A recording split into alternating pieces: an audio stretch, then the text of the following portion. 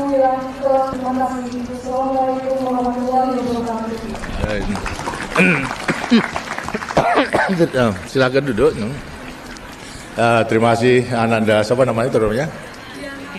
Diana itu yang telah tergabung pula dalam kirab remaja tahun 94. Saya kira melihat kirab remaja memang maksudnya untuk menggembleng para remaja menjadi kader-kader bangsa.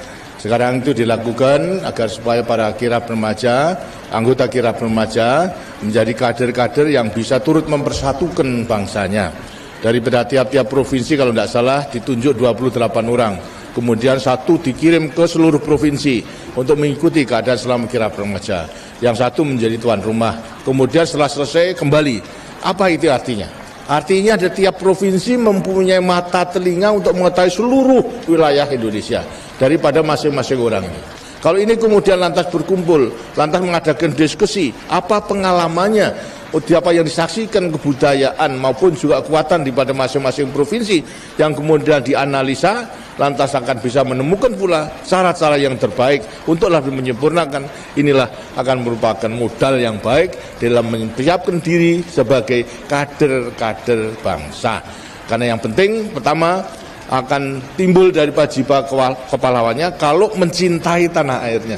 Dan setelah mengetahui seluruh keadaan provinsi, pasti akan mencintai tanah airnya. Kalau sudah mencintai tanah airnya, tidak akan mereka melepaskan tanggung jawabnya sebagai pemuda untuk dapat mengabdikan dirinya kepada negara dan bangsa yang segera membangun. Apalagi kalau nanti dalam keadaan bahaya.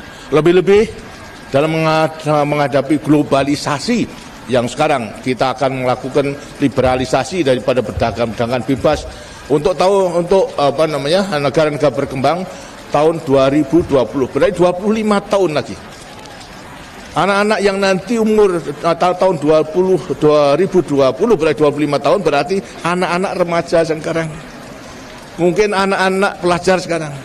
Anak-anak pelajar sekarang harus disiapkan benar-benar untuk mencintai tanah air, untuk mencintai produk dalam negeri. Kalau kemudian lantas di kelak kemudian hari ternyata dalam rangka mempersiapkan kompetisi bersaing dengan bangsa-bangsa lain kita masih kurang, arti kurang baik, kurang sempurna. Lah untuk menghadapi banjirnya daripada barang-barang itu, maka hanya dengan mencintai tanah air, maka para remaja yang sekarang nanti akan hidup tahun 2020 akan menjadi benteng untuk mempertahankan daripada kelangsungan hidup negara dan bangsa. Jadi kalau daripada para pemuda nanti kesengsem kepada produk yang murah baik, tapi hasil di luar negeri hancur daripada bangsanya. Apa? Produknya tidak ada yang membeli. Kalau tidak ada yang membeli, pabriknya tutup. Lantas semua tidak bisa bekerja, tidak bisa makan. Lah itu. Inilah merupakan satu juga kekuatan yang harus kita siapkan. Jadi daripada semua pendidikan, lebih-lebih juga daripada perguruan tinggi, harus mampu mempersiapkan. Bukan kita curang, tidak, tapi kita menyelamatkan negara. Kita sekarang harus meningkatkan daya saing kita yang tinggi, dan pasti kita dapat, kita yakin. Tapi andai kata tidak, senjatanya adalah mulai sekarang adalah nasionalisme, mencintai kepada tanah air, mencintai pada produk dalam negeri, harus mulai sekarang. Jangan-jangan mulai sekarang sudah lebih cinta kepada produk import, itu sudah melatih diri yang kurang baik gitu. Sekarang harus betul-betul apa yang kurang baik, itu merupakan produk dalam negeri, harus kita beli, kita gunakan. Jadi itulah maksudnya agar supaya mencintai tanah air, berarti mencintai hasil rakyatnya sendiri, berarti mencintai rakyatnya sendiri, jangan sampai nanti hancur karena kita kurang mencintai tanah airnya. Dari situ peranan daripada wanita banyak gitu nanti untuk dapat itu, apalagi juga kebutuhan keluarga semua harusnya ditentukan daripada kaum wanita, daripada keluarga yang harus menentukan apa yang diperlukan gitu. Jadi banyak sekali. Karena itu siaplah. Jadi bekal untuk sekarang melewati kirab remaja itu sudah merupakan satu usaha yang baik, dan usahakan dan diterima. Sekarang merupakan tim dari tiap-tiap provinsi untuk terus-menerus mengikuti diskusi daripada perkembangan di berbagai daerah. Mengerti, ya? Ya, terima kasih. Dan sekarang nanti dari Panas, mari silakan. Dan B. Assalamualaikum warahmatullahi wabarakatuh. besar-besarnya. Akhirnya wassalamualaikum warahmatullahi wabarakatuh. Terima kasih atas saran dan juga pandangan dan pendapat.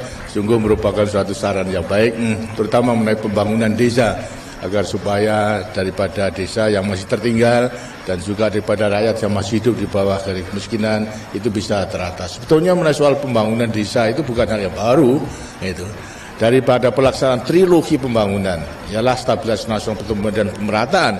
Itu pemerataan sejak semula daripada tahun pertama daripada pelita pertama itu sudah dilaksanakan. Ya, pembangunan diutamakan kepada pedesaan. Di sampingnya pertanian, kemudian industri, tapi pedesaan. Apa wujudnya? Ialah mengenai Enpres desa. Enpres desa itu sejak tahun pelita, sejak daripada pelita pertama sudah dilaksanakan, walaupun jumlahnya itu hanya sedikit, hanya 100.000 pada waktu, karena kemampuan negara tidak ada. Tapi maksudnya pada waktu itu 100.000 itu adalah mendorong supaya desa itu turut membangun.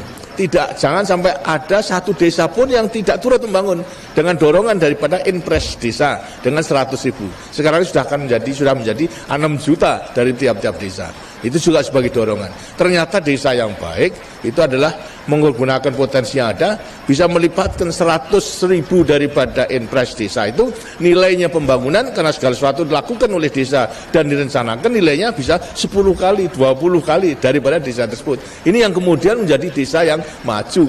Tapi ada desa yang potensinya kurang kemudian masih tertinggal. Ini kita dorong lagi, tidak hanya dengan dengan 6 juta, tapi masing-masing desa dilengkapi dengan 20 juta 3 tahun untuk modal revolving. Tapi ada desa ternyata di Aceh itu hanya 50 keluarga. Nah, kalau 50 keluarga diberikan 20 juta, sebetulnya kan sudah banyak, kita dibagi aja sudah banyak. Nah, ini hanya kita berikan sekali saja, gitu. Tidak 2-3 kali. Dengan sekali 20 juta untuk 50 keluarga sudah bisa merupakan modal revolving untuk desa tersebut. Nah, kemudian lantas tadi mengenai soal Jimbaran, itu pun juga tadi sudah katakan, sudah arahkan. Ternyata untuk daerah desa non tertinggal, tadi tertinggal sudah, non tertinggal masih banyak. Ini pun juga diarahkan dalam sistem tabung tadi. Kita tidak ingin mendidik rakyat kita itu hanya menjadi malas.